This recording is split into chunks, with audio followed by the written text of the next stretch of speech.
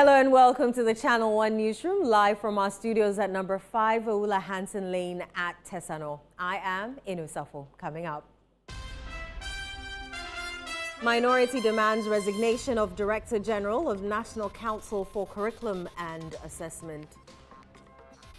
We unreservedly condemn these definitions as absurd, ideologically driven, and a deliberate attempt to introduce LGBTQ plus concepts into the education system through state-approved teaching and learning materials. Education Minister gives clear definition of gender, a man and a woman. Sex means biological sex. Reference to man, woman sex means reference to the biological sex and the sex of a person at birth, settled. So in every educational literature in Ghana, 41 foreigners rescued from a human trafficking syndicate by police in Bujumbura in the central region. 46 persons, including a 3-year-old child, together with a mother. And we believe that these persons have actually been abducted and locked up in this particular house. So far, we have arrested one suspect and investigations are frantically underway. Greater Accra Regional Minister vows to ensure total closure of St. Oliver Grammar School at Dodowa following abuse of an 8-year-old girl. Trust me, she'll get justice. That one there is an assurance. But the news is all over. So we can assure you that justice for her is rest assured. As for the closure of the school, we'll make sure that that school is closed. In Channel 1 Business.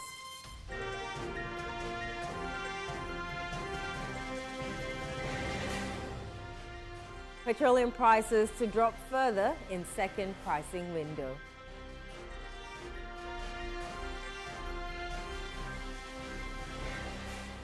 In Channel 1 Sports. Former Black Stars captain Asamoah says he has forgiven Luis Suarez for blocking Ghana's chances in the 2010 World Cup.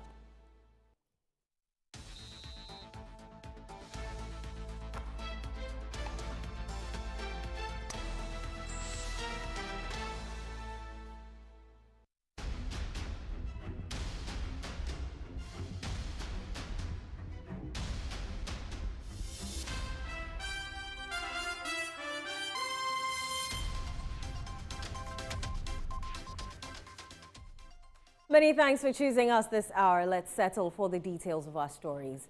The minority in Parliament is demanding the immediate dismissal of the Director General of the National Council for Curriculum and Assessment, Professor Samuel Ofori-Bekwai, and Board Chair of NACA, citing what it describes as gross negligence over the inclusion of LGBTQ-related content in the withdrawn physical education teacher manual. Addressing journalists, the Member of Parliament for Old Tafo, Vincent Kowasafua, said NACA's leadership had failed to prevent the inclusion of the content, representing a serious breach of public trust. Channel 1 News' Me Ayikwe Okan reports. The National Council for Curriculum and Assessment, NACA, has withdrawn printed copies of a senior high school teacher manual following concerns that certain content on gender identity in the Year 2 physical education and health violated Ghanaian norms, values and culture. That notwithstanding, the Minority Caucus on Thursday addressed journalists accusing government of deliberate attempt to introduce LGBT activities into the SHS curriculum. They called for the dismissal of management of NACA for failing in its oversight responsibility. Of particular concern is the inclusion of redefined concepts of sex, sexuality, sexual orientation, sexual rights, and gender identity, which fundamentally depart from Ghana's cultural, religious, biological, and moral foundations. We unreservedly condemn these definitions as absurd, ideologically driven, and a deliberate attempt to introduce LGBTQ plus concepts into the education system through state-approved teaching and learning materials. The minority is also demanding a transparent and inclusive review of all affected teaching and learning materials involving Parliament, religious bodies, traditional authorities, parents, civil society organizations, education experts, and teacher unions. 3, the dismissal of the Director General of NACA and the chairperson of NACA board for failure of oversight and breach of public trust. We say so because NACA is now telling us, assuming without admitting, that the document was developed by the MPP government in 2024. If you don't believe in it, why then do you go ahead to go and even print them in 2025? That is causing financial loss to the state. Well, the Minority Caucus also stated that the contents of the teaching manual, which includes gender identity, do not originate from the previous government. The definitions of sexuality, sexual orientation, gender expression, and sexual rights found in the current elective teacher manual are new insertions, not legacy content. So if anybody tells you that they are legacy content, they are lying to you. The facts are there for anybody to check. Any claim that these concepts are long-standing within Ghana's physical education and health curriculum is therefore factually incorrect and intellectually dishonest. While calling for a parliamentary probe into the development, the Minority Caucus is also urging the Christian community as well as civil society organizations to speak up against the disturbing trend. Reporting for Channel 1 News from Parliament, Ne Ayukwe Okain. The Ministry of Education has directed that all references to sex, men and women within Ghana's educational system must be based strictly on biological definitions. Speaking at a public forum, the minister emphasized that there should be no ambiguity in how sex is defined in schools. The clarification comes amid recent public concerns surrounding the National Council for Curriculum and Assessment, where questions have been raised about certain curriculum content and the interpretations applied in parts of the school system. There should be no ambiguity whatsoever regarding the definition of a man as in a man, a woman as in a woman, as in biological sex. And sex means biological sex. Reference to man, woman, sex means reference to the biological sex and the sex of a person at birth. Settled. There should. So in every educational literature in Ghana must reflect same. So there should be no ambiguity whatsoever in the definition of a man, a woman, and sex. For our purposes, the sex of a person at birth holds. That depicts and reflects Ghanaian values and our norms. Passengers in Accra are expressing frustration over the difficulty in securing buses to their various destinations during peak hours. Many commuters say the situation has led to long waiting times and overcrowding, particularly during the morning and evening rush periods. The rush to beat Thursday morning traffic resulted in disappointment for hundreds of commuters in Accra. The frustration at the Teshi Mobile Junction was evident in the long queues and extended periods of waiting. When I was coming, I get there were plenty of people there. There was no car. So I've decided to take to the station here to see if I can get another car to continue to 37. Still, I'm here. I came to the roadside around 6 something. I'm still here without car. People are struggling, fighting to get a vehicle. So the challenges here is too much, Masa. It's not easy. There are people here. If you go to Nungade, there are plenty of people, sea of people there looking for car. They don't get it. They don't find car. So the transport problem there, we have it. And many of the drivers, if they are going to 37, they will take to station here. Then they will, so because they want more money. So when they take from Nungwa, they load from Nungwa to here. Then they will drop people here and take 37 people. So instead of paying 6 cities to 37, you end up paying maybe getting to 10 cities. Actually, 5 hours be this from here to Abubuasi. We didn't even get car right now, and people are suffering for here about car early in the morning, and traffic too is even how it is even worry us. It's not easy. So I'm begging they should help us about the transport issue so that we can be getting it easier for Teshi Mobile here.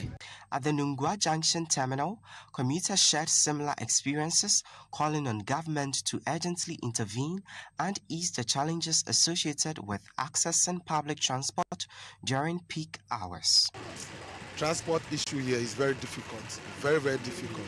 You come here and try to board the car, but you wait more than sometimes 15 minutes to 30 minutes before you get the car. Yes, I'm going to Sakumono here, just Estate Junction here. Sometimes see the crowd, you'll be fighting about getting the car. It's very difficult. Transportation issue here is very difficult. So I don't know if government have something to do about this, so that it will calm this situation. It's very, very difficult, especially in the morning when we are going to work. We find it difficult. Accra Mayor Michael Nikbakpo Alote, in a reaction, has assured residents that the government is taking steps to secure additional buses, a move he says will help reduce the pressure on commuters in the coming days. Is bringing electric buses. We are starting the first metro transport in Accra, which we are going to have a very cheaper fares. So you should pray. The mayor has a good thing to offer these people of Accra. We are bringing the first metro transport. It's electric bus, so we don't buy fuel. So with 3 CD, 4 CD, you can go wherever you want to go. And the price is going to be the same. If you pick the car from Accra to Circle, it's the same. If you pick a car from Accra to Kanesh, it will be the same. So it's something that we are going to do. We are looking at. According to the Minister of Transport, Joseph Bukari Nikbe, the current situation stems from withdrawal of buses that were temporarily deployed during the Yuletide. He noted that a few of the buses have been redeployed to heavily affected routes to address the challenge. We are looking at the daily basis movement and seeing if we need to add more, then we'll add more. Again, we are also at the verge of seeing how we can get the private sector to bring in more of the buses and other vehicles to be able to help when it gets to peak hours in the mornings and in the evenings. But we have called back. When we withdrew the services, we saw the tension it created, and we have called back some of the buses to start again making their movements. We are studying the ground to see whether they will need more, or we will have to continue with the skeletal or the small number that we have operating for now.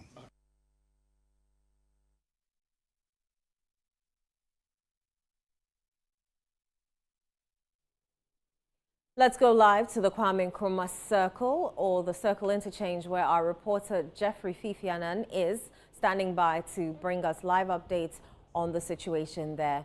Jeffrey, thanks for joining us on the Channel 1 Newsroom. Tell us what is happening at Circle this evening.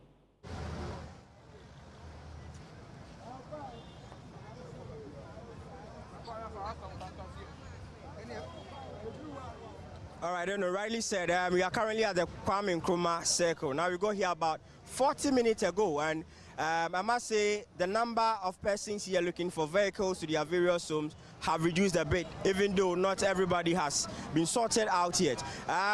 When we got here, it was quite a long queue, people struggling. Now, if you know this stretch, well, this stretch has to Amasaman, Nsawam, Pokwase, Achimota, Mile 7, and its surroundings. Now, everyone here is struggling to get a vehicle to their various destinations. Some are due to the exorbitant prices that some drivers may be charging, while others are not able to win the fight between persons who are supposed to get into a particular trusky. So you can see behind me right now the situation. A trusky just arrived, and everyone is struggling to get into it to get to their various destinations, be it their homes or wherever they are going.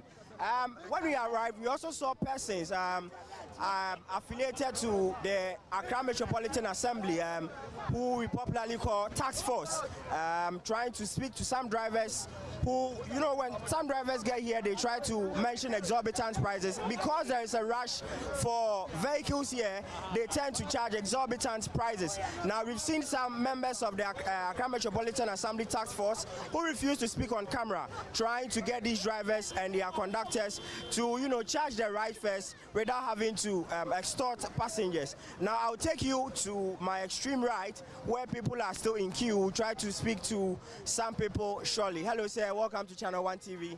All right, he's not interested in speaking. Hello, sir. Welcome to Channel 1 TV. I suppose... No, I just want to know where you're heading to. Pokwase. Pokwase. How long have you been here? More than 30 minutes. More than 30 minutes. Is it that you're not getting a car, or the prices they are mentioning do not favor you? The price is not good. What are some of the prices they are mentioning? Normally, they are mentioning 10 cedis, but it's not 10 cedis. How much are they charging you? Previously, it's 7 cedis to 8 cedis sometimes, but now they're inflating the price to 10 cedis, which is not 10 cedis. Is it happening just today, or it is something you experience every day? It has been happening a long time ago. So. All right, what's your name? No, my name is Michael. Michael, all right, I know. So that's Michael, one of the persons who is struggling to get a vehicle to their home currently at the Kwame Nkrumah Circle. Good evening, sir. You are with him? Okay, I understand. Let's head further. Good evening, Daddy. Welcome to Channel 1 TV. Yeah. How long have you been here in search of a vehicle? Almost an hour. Almost an hour. Where are you heading towards? Taifa. Taifa. Is it because of the prices, or is it because there are lots of people here and everyone is battling to get a car home? One, because of the price, and two, the people are more than the cars that are passing. And the one that will go, they don't charge the same price, the normal price. They normally charge 10 cedis, whereby it's not 10 cedis that they charge. It's charged 7 cedis or 650 to Taifa. So we are still waiting. How frequent do you experience this hassle within a week? Oh, before, there's some few time before, like to Taifa event, to Christmas, and it started.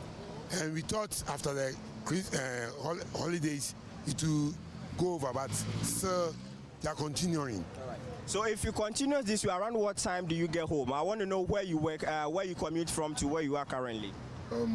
I work at Taifa, but I come to church at Calvary Baptist. Okay. So I have to go back to Taifa. And you have been here 1 hour. To get the car is a problem. The price there of late, it looks like you brush up your mind that you stick to what they will charge. You are praying that you get a car. That's the main.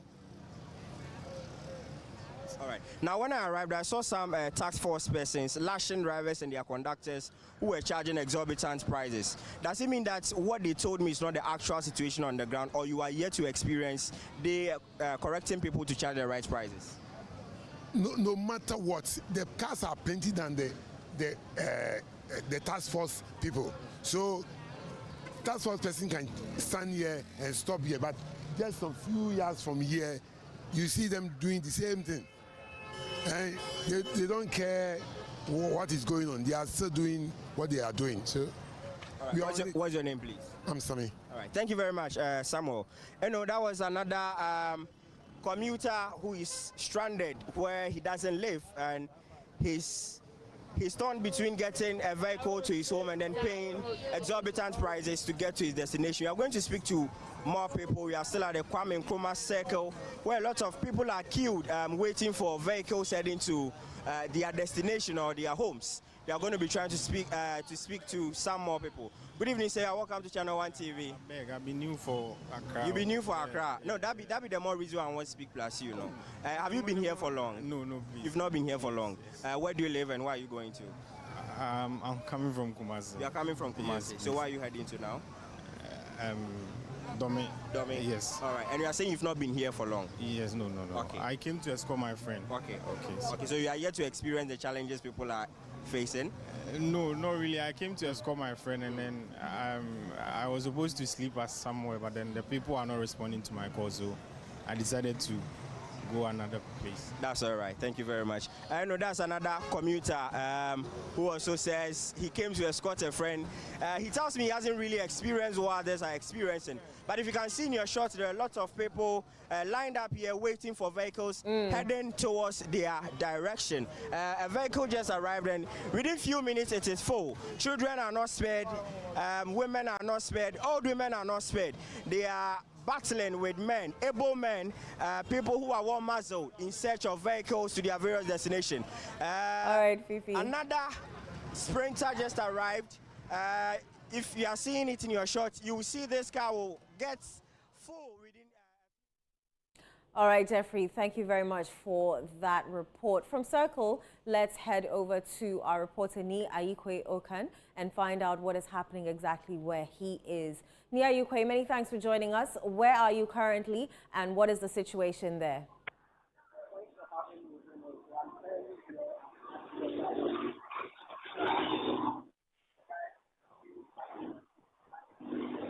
Hello, Ayikwe.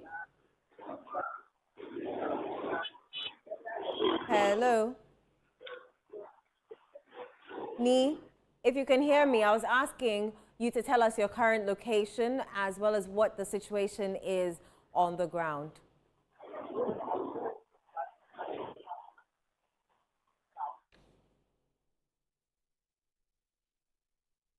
All right, while we wait to hear from my colleague Ni Ayikwe Okan, the Vice President, Professor Nana Jane Opoku-Agyeman, is scheduled to visit the Ministry of Transport on Friday to engage the sector's leadership on the persistent challenges facing public transportation, particularly in the Greater Accra region. The visit comes amid growing public concern over the reduced availability of commercial vehicles during peak hours, inflated transport fares, long waiting times, especially during the morning and evening rush periods. Discussions are expected to focus on measures currently being implemented as well as proposed interventions aimed at addressing the ongoing vehicle shortage. The engagement forms part of broader government efforts to ease the burden on commuters and improve mobility within the capital. Let's move on to some other stories now. The Police Intelligence Department of the Central East Regional Command has rescued 46 victims of human trafficking, including a 3-year-old child at Royal City, a suburb of Budumbram in the Gomwa East District. The victims, all from neighboring Francophone countries, were allegedly lured by traffickers with promises of greener pastures abroad. Central Regional Correspondent Akwasiado has more in this report.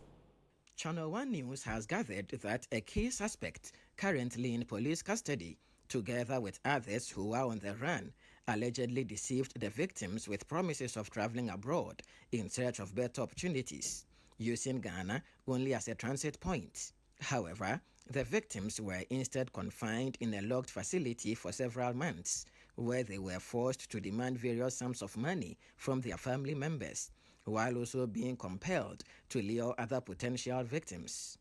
With the conversion, I think more than 7,000 from him, yes. How were they able to lure him for him to journey all the way from Benin to Kaswa here in Ghana? Okay, he has been contacted by a friend. So that friend too is a victim.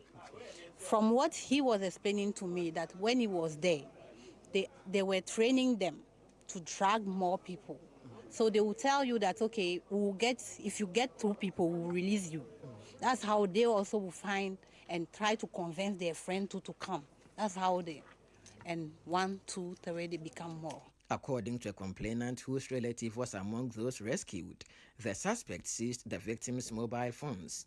The victims were poorly fed and overcrowded in confined rooms. They were restricted from any movement because they can't come out.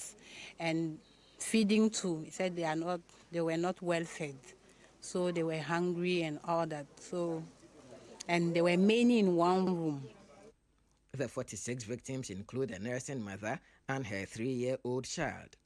They were brought into Ghana from neighboring Francophone countries, including Benin, Togo, and Cote d'Ivoire. Some residents of the area say they occasionally saw a few of the victims sent out to buy food, water, and other basic necessities for the rest.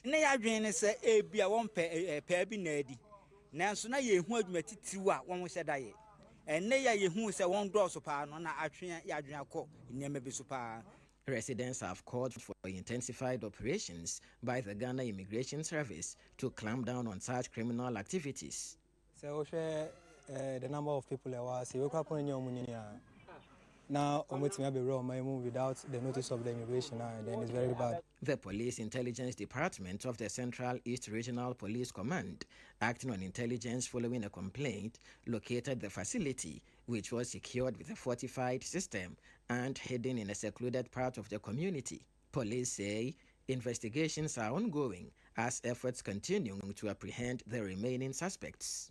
And in this house where we rescued these persons, we found 46 persons, including a 3-year-old child, together with a mother.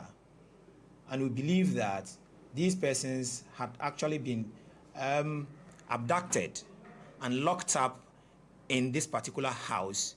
So far, we have arrested one suspect, and investigations are frantically underway. It's the second time in 1 week when the Central East Police Command has made this kind of rescue. Police say they are investigating into this matter and therefore entreating the general public to divulge information. For the Channel 1 Newsroom, I am Akwesi Ado, Central Region. This is still the Channel 1 Newsroom on Channel 1 TV, still to come. Petroleum prices to drop further in second pricing window.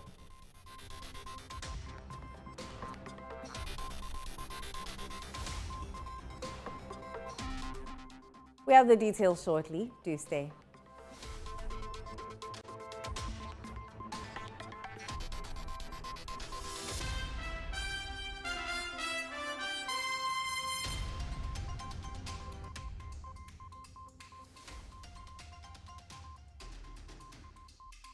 As the days come and go, there's always shit.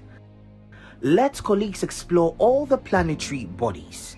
Our mission is in Uranus to treat hemorrhoids, anal fistula, anal fissure, anal incontinence, hydradenitis suppurativa, using laser ligature for pain-free and speedy recovery. On Uranus Street, Accra, is Main Tuber Hospital and Coloproctology Center. Trust Uranus with us and we will delight you. Visit Main Tuber Hospital today or call us on 0244 581 541.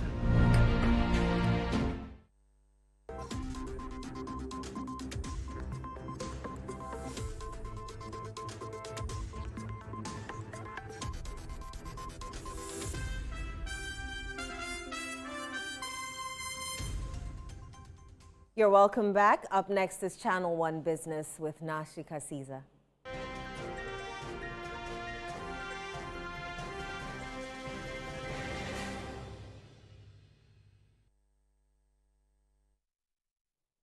Good evening, Na. How are you? Hi, I'm well. How are you doing? I'm very well, thank you. Especially because the fuel prices are about to drop yeah, again. Some great news. Very yes, good news. Yes. Give us the I'm sure details. commuters will be happy straight away. Now, the downstream petroleum market is set for another round of pump price reductions as the second pricing window for January opens from January 16, driven by intensifying competition among oil marketing companies, OMC. The anticipated cuts follow price declines recorded in the first pricing window of the month as OMCs ramp up competitive pricing to protect market share. There's more in this report by Daniel Sakiti. Data from the Chamber of Oil Marketing Companies indicates that petrol prices could fall by about 2.30% in the second pricing window, while diesel is projected to decline by 2.10%. LPG is expected to record the sharpest drop, falling by approximately 5.09%. On average, petrol prices are projected to ease to about 11 cedis 75 pesos per litre, while diesel settles around 12 cedis 45 pesos per litre. LPG prices are expected to drop to roughly 12 cedis 30 pesos per kilogram offering the most significant relief to households. The projected reductions are being driven largely by the appreciation of the Ghana cedi and sustained declines in international refined petroleum products prices. While crude oil prices edged up during the period, refined products continued to trend downward on the global market, with petrol falling by 1.07%, diesel by 0.68%, and LPG by 3.40%. On the domestic front, the cedi strengthened from 11 cedis 52 pesos to 10 cedis 90 pesos against the US dollar during the second pricing window of January, representing a gain of about 5.71%, further easing cost pressures on fuel imports. Executive Secretary of COPEC, Duncan Amwa, says the renewed price war in the deregulated downstream petroleum sector is positive for consumers. What gold has done is very instructive, that they can cut a lot of things and be able to go down significantly to give their consumers the kind of relief that they think the consumer deserves. We applaud them. Effectively, same day, Star Oil also responds and say, okay, we can go down further. For us, price wars, it's the best thing that the Ghanaian consumer can get from the oil marketing companies. And we are hoping that the other OMCs that have not responded would also respond so that every Ghanaian living everywhere can be able to get very efficient prices that makes their pocket easier. Moving on, the Coalition of Concerned Exporters, Importers and Traders has warned about the planned implementation of the Smart Port Note SPN at Ghana's ports, noting that the policy could cost businesses and households hundreds of millions of euros annually.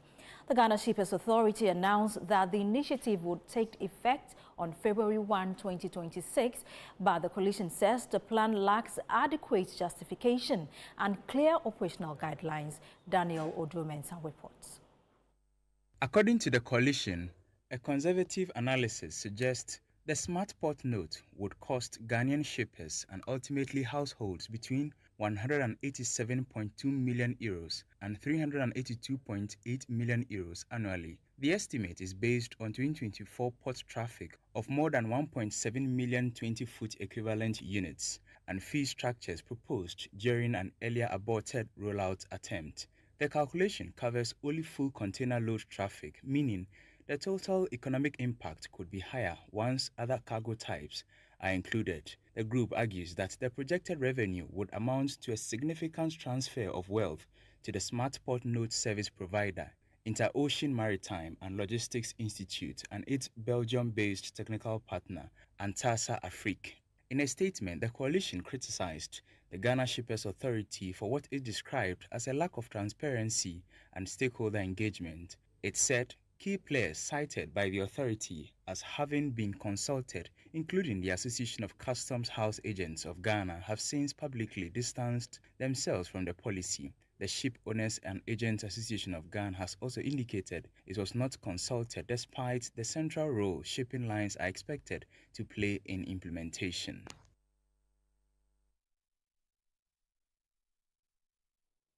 Let's now bring you an update on how the currency is performing on the interbank market.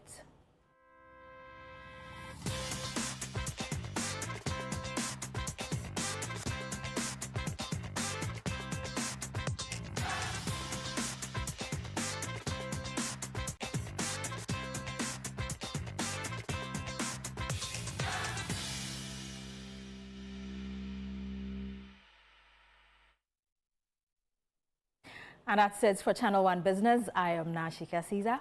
Eno, back to you. Thank you very much. Now let's do some more stories.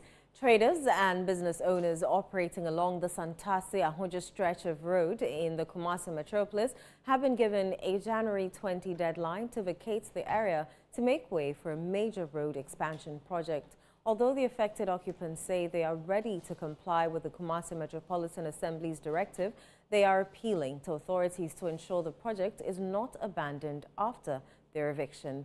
Channel One News' Ashanti regional correspondent Fatih Aminu Ibrahim reports. On Monday, January 12, 2026, the Kumasi Metropolitan Assembly issued an eviction notice to individuals and businesses operating along the Santase Ahoju Road leading to the Santase roundabout. According to the Assembly, the directive is part of preparations for the construction of a dual carriageway aimed at easing traffic congestion in the area. The project is being funded by the Japanese International Cooperation Agency, JICA. Affected occupants include car dealers, mechanics, taxi operators, squatters, owners of temporary structures, and other small business operators. All have been asked to vacate the reserved area by January 20, 2026. During a visit by Channel 1 News, several traders admitted they were operating on the land temporarily and were aware of the planned road projects. While they expressed their willingness to relocate, they raised concerns about past experiences where traders were evicted for redevelopment projects that were later abandoned. It's only the Omutuya, any asem concern a Ghana, but one bet me to ye, Naha, Futuro, Ebeboasa, Wama Mejuma Bommy, Namantiman Samba Habib, but Mutuya no more ye, dear, a ye. Well, we shall quote Chibo Fodu, trade air conquer someone in a guon. Shahaya ECG had ended down almost 2 years no more down. Oh, to me, a hands were main road, over to maybe not a hands be an amount. Ni will be near some cause a quite a fire in a AFA. Cause traffic cromupa. It is here, Kwama, who quote a Juma outside them when a car near the idea, will be near some cause a crone befe. Yaquayam a creafe. But say, but to Nipanagu, not a kind of daho, and why I yet to Nipano. They further appealed to the government through the Assembly to provide alternative locations where they can continue their businesses after relocating. Can pop a moon year more, come up baby myself, and yet, Munina, Monqua say, no more saying a crack, nice a market to be near Shagu say, and that's not about for no markets near. Meanwhile, the Kumasi Metropolitan Assembly has warned that it will enforce the eviction if occupants fail to vacate the area by the stated deadline. Henrietta Efia Kunedu Abwaji is the Public Relations Officer of the Kumasi Metropolitan Assembly. The deadline is 20th January, after which the Assembly will have to go in and forcefully and take those things off the road. After all, it's a road reservation and no one has been given lease or permit to operate there. Anyone there is there on a temporary basis, and if the Assembly needs it for it to be done for the general good of everybody, it will have to take it and use it accordingly. The Greater Accra Regional Minister Linda Oklu has vowed to ensure the permanent closure of St. Olive's Grammar School in Dodowa following fresh revelations that the school relocated without notifying authorities. The school came under scrutiny after a Channel 1 News investigation exposed the alleged abuse of an 8-year-old pupil now facing possible amputation. Addressing the victim and education officials, the minister said justice for the child is non-negotiable. There's more in the following report by Channel 1 News' Fauzu Masaudu.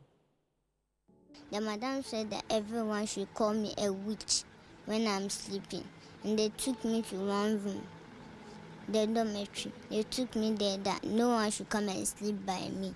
Forced me put the leg in hot water, but I agreed that I will not put it in the water. The madam used the big cane and add through into it, used to ship me. The distressing account of 8-year-old Jalila Abdul Jalil has triggered widespread public outrage since it was broadcast, renewing demands for accountability and justice. I watched the story, and then I quickly asked them to contact City and Channel 1 if I can get the contact of the mother. And so I was given the contact. Though I called, she couldn't pick, but I noticed she was busy. So yesterday, I went to the school. Unfortunately, when we got there, we saw a small school relocated. And so I asked my education director, Zila, to do a follow-up so that she can give me an update. At a meeting with the Greater Accra Regional Minister and Member of Parliament for Shai Osudoku, Linda Akwili Oklu, Jalila, her relatives and education officials had a firm rebuke of the school's conduct. The minister cited further complaints against the institution and pledged to pursue its closure. trust me, she'll get justice. That one there is an assurance. But the news is all over. So we can assure you that justice for her is rest assured. As for the closure of the school, we'll make sure that that school is closed completely. Because, I mean, living in a constituency with such, I don't know how to describe the woman, but, and from the look of things, you know, the neighbors around are also complaining about the treatment of the kids around. Jalila's mother, Patience Azuri Adikura, recounted the events that led to her daughter's injuries, accusing school authorities of neglect and failing to support the child during treatment. I saw her on a wheelchair, then they covered her legs. So when she saw me, she started crying. Then I was like, what happened? Then she was begging me that I shouldn't let them cut her leg. And I said, what happened that they will cut your leg? Then I opened, it was a napkin that they used to cover it. I opened it, then the whole place was just smelling. The leg, like, let's say it has rotten. So after the grafting, I think before they did the surgery, that was when she came to visit. And she also came, it wasn't to visit, but to pay for the grafting. So she came to pay half of the money that is supposed to be for the surgery. So after the payment, they made her buy some of the items they will need for the theater and the dressing. Then she left. Since then, we're not hearing from each other. When I call her for money, we'll be just back and forth. The regional minister announced a donation of 10,000 Ghana cedis to assist with Jalila's medical care. Better for them to admit her for now so that maximum attention will be on her. Are you getting? So since I know the CEO, I'll talk to him and see how best we can support her to make sure that she's okay. And so on this note, I don't know if Regional Director Zila was want to add some few words to it. But I'll be supporting them with an amount of 10,000 Ghana cedis. Yes, so that they can use it for their transport and whatever. So please never hesitate to let us know the outcome. We'll also be following it up with my education director and see how best we'll help you. The family welcomed the support and repeated calls for justice. Parents has been witnessing all this, but because of stigma or because they don't want to come out and people will talk about them, they keep quiet. So it's because of our latest case, now they're not coming out to testify. As child protection concerns intensify, campaigners insist Jalila's case must not fade into another unpunished statistic.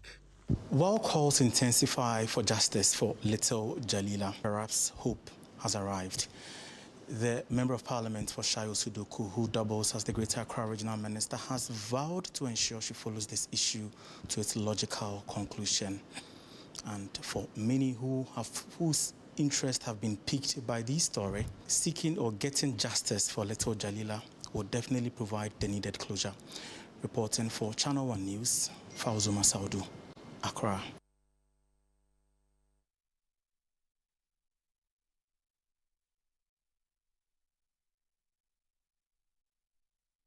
Let's do some more stories now. 1 year after the Takoradi statue of former President Nana Addo Dankwa Akufo-Addo was dismantled by unknown persons amid widespread public disapproval, redevelopment work has begun at the site. However, Channel 1 News' Western Bureau Chief Akwesieje Anim reports that the ongoing works have reopened debate among residents of Secondary Takoradi over what should ultimately be done with the location. This is the Efiong Kwanta Regional Hospital runabout, where the President Nana Akufo-Addo statue that was actually mounted here before the general elections. But after several agitations against the erection of the statue over here because of the general allegation that the government didn't really develop much of the region, the statue was actually pulled down. 1 year down the line, This is what the remaining of the statue that was collapsed here has been redeveloped into a very beautifully done pavement over here. But people are wondering what this very pavement is actually going to carry.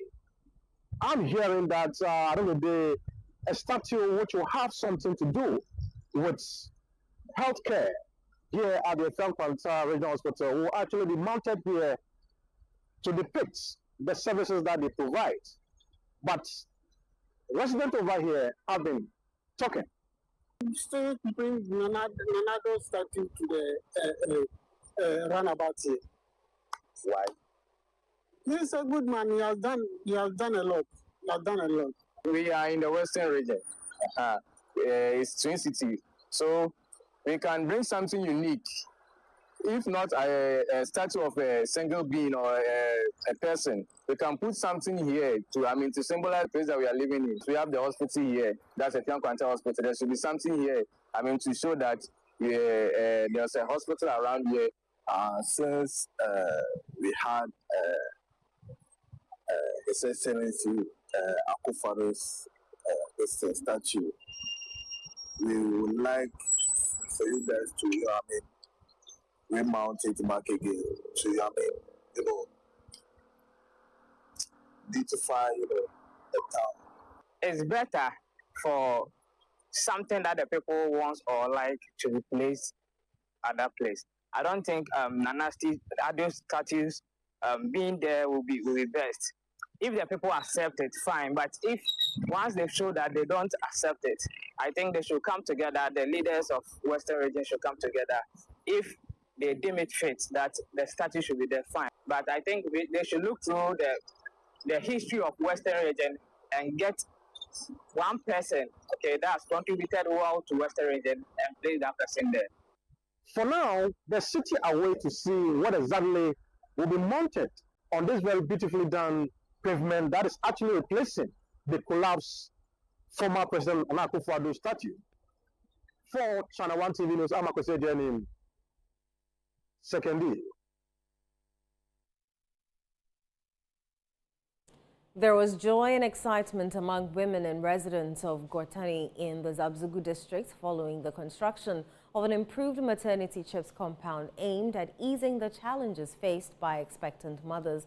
The previous facility was in a deplorable state, plagued by inadequate bed capacity and understaffing, often forcing residents, especially pregnant women, to travel long distances to Zabzugu to access health care.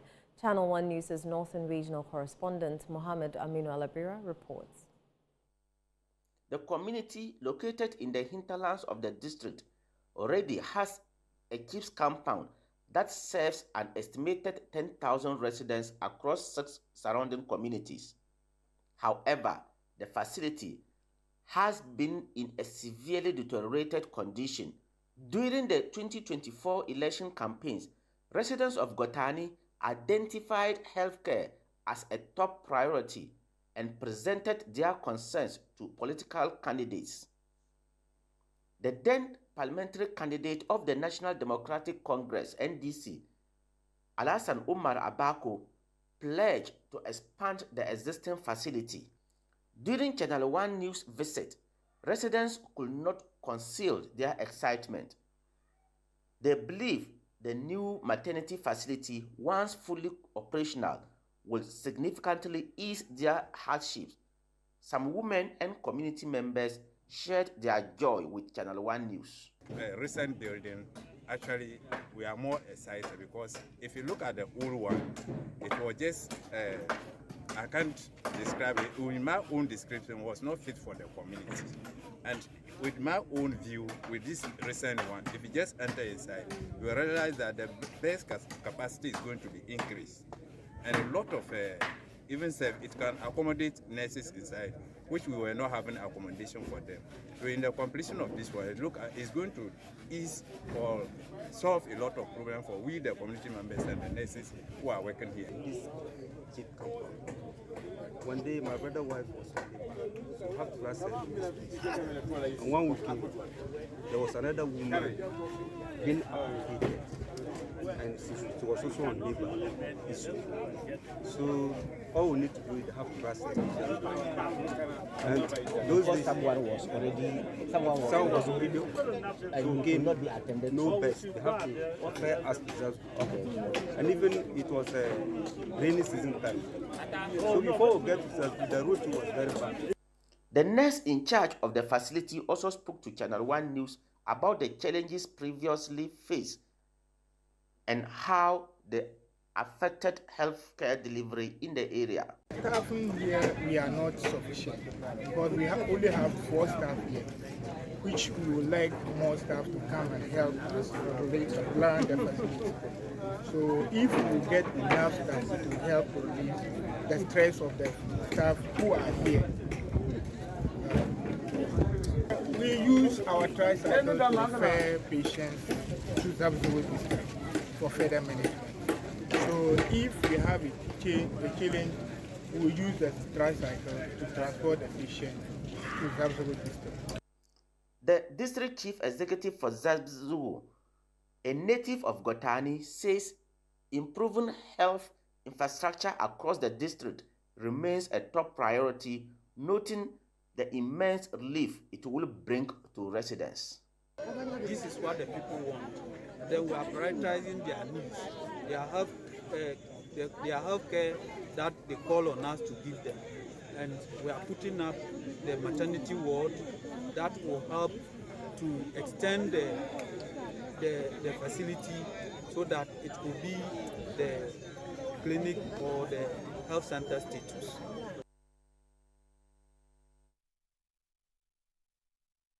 You're still watching the Channel 1 Newsroom on Channel 1 TV with me, Inusafo. Still to come. Former Black Stars captain Asamoah Gyan says he has forgiven Luis Suarez for blocking Ghana's chances in the 2010 World Cup.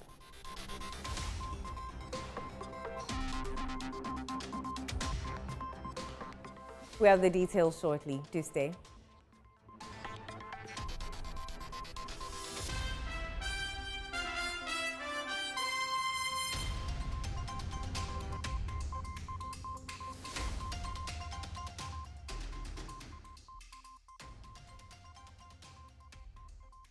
Are you planning to relocate from your company office or house, whether across cities to another town or halfway around the country? You want a moving company you can depend on to get you there? Let me introduce you to Logistics Movers. We are here to help you every step of the way, from planning the move to unpacking the last box and settling into your office or home. We have the expertise, experience, and market understanding and offer fast, reliable, and professional transportation services in Ghana. Our main thrust is to successfully move your business, household items safely, on time, and hassle-free. You can call us on 0246 833 539 or 0244 342 465. You can also send us an email to info@logisticsmovers.com or check our website www.logisticsmovers.com. Why expose your company or household items to theft or damages when you are relocating if it's avoidable?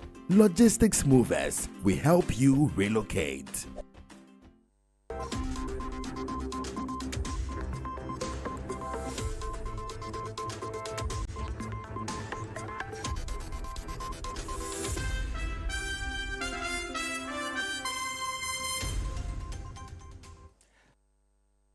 You're welcome back. Up next is Channel 1 Sports with Bernard Abehuatri.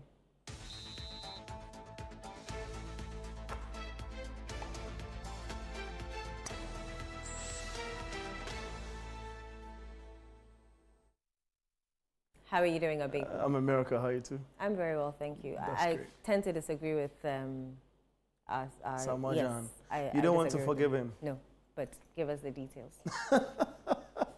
That's fine. Let's get into it, shall we now? Ghana's record goal scorer Asamoah says he's forgiven Luis Suarez for handling Dominic Edias' header in the dying minutes of the 2010 World Cup quarterfinals against Uruguay. Well, Jan says he would have done the same for his country if he had been in Suarez's position, reflecting on the high-stakes moments that denied Ghana a place in the semi-finals. The missed penalty that followed left Jan feeling he let Africa down as the Black Stars came within minutes of becoming the first African nation to reach a World Cup semi-final. I even thought the referee should have allowed it. Is it? Just let it go in. The referee should have whistled, just leave it. If you could tell Suarez one time, now what do you think that of him like? You got the moment of the camera, look down the camera, tell Suarez, listen man, you ruined it for us. Yeah, I always say I would have done the same if I was Suarez, because he did it to save his country. Yeah. Although the ball was going in, it was a cheat code. But at the end of the day, we had opportunity, and we didn't convert it. So it doesn't happen most of the time. Sometimes it happens once in blue moon. So I always say, if I was Suarez, seeing a ball going to the net at that crucial moment, so he did it to save his country. So I forgive him. I forgive him for that. Let's now turn our attention to some boxing stuff. And the International Boxing Federation has officially recognized Ghanaian boxer John Lai as the IBF Continental African Featherweight champion after his victory over Holly Dagbeto in Accra. Confirmation came in a letter dated January 12, 2026 from the IBF President's office in New Jersey, sealing Lai's December 20 win as a true mark of the champion's quality. This report is from the Bronx Boxing Gym. Ghanaian boxer John Lai delivered a defining moment in his career on December 20, 2025, producing a composed and disciplined performance to defeat Holly Dagbeto at the University of Ghana Stadium. In front of an excited home crowd, Lai controlled the bout from start to finish, combining sharp movement, accurate punching, and tactical awareness to earn a convincing win after 10 rounds. John recalls the moment that gave him his IBF Continental African Featherweight title. Did you know that you're going to get this? I know. I know that this bet is coming to be my own. How many of this should we expect? Is it? How many of these titles should we expect? Oh, for now, you should expect one title from me. When are you going to get ready? Because we know it takes time. Like I said, any moment I win the IBF Intercontinental, I can get a mandatory defense or I can get any short weight title. With years of experience in the ring, trainer Carl Loco is focused on developing John's skills and guiding him on the path to becoming a world champion. So the dream and the aim is to give Ghana a world champion. You have to be more dedicated and use the right person to help him to make sure they are doing what they have to do.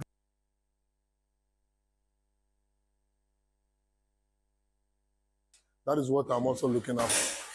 Samuel Nimado highlights that plans are progressing with discussions currently ongoing for John to challenge for a world title in the near future. Some have started calling. Even our partner you mentioned went on for a while, but it's called now. Others are calling. We are open for business. Some promoters, somebody even brought a lightweight fight just last week. But we told him that we are not in a rush. We are taking our time. And even that fight, John could have won it, but we still didn't want to rush. We have to go with our plan. We are hoping that this year he can get minimum 3 fights. And the contacts are coming. We'll see. But it's possible, very, very possible he's going to fight latest in the next 3 months. He's definitely going to mount the ring. The IBF Continental African Featherweight champion is confirmed by the IBF. The letter speaks to it, and today he's been speaking of the need to become a world champion. Here they say hard work pays. So if you are not ready to feel the pain, you can never gain.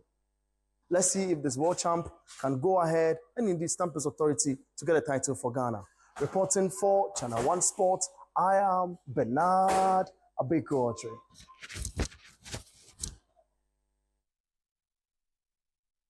Well, that's the very latest from the world of sports, and I am Bernard Abekoche.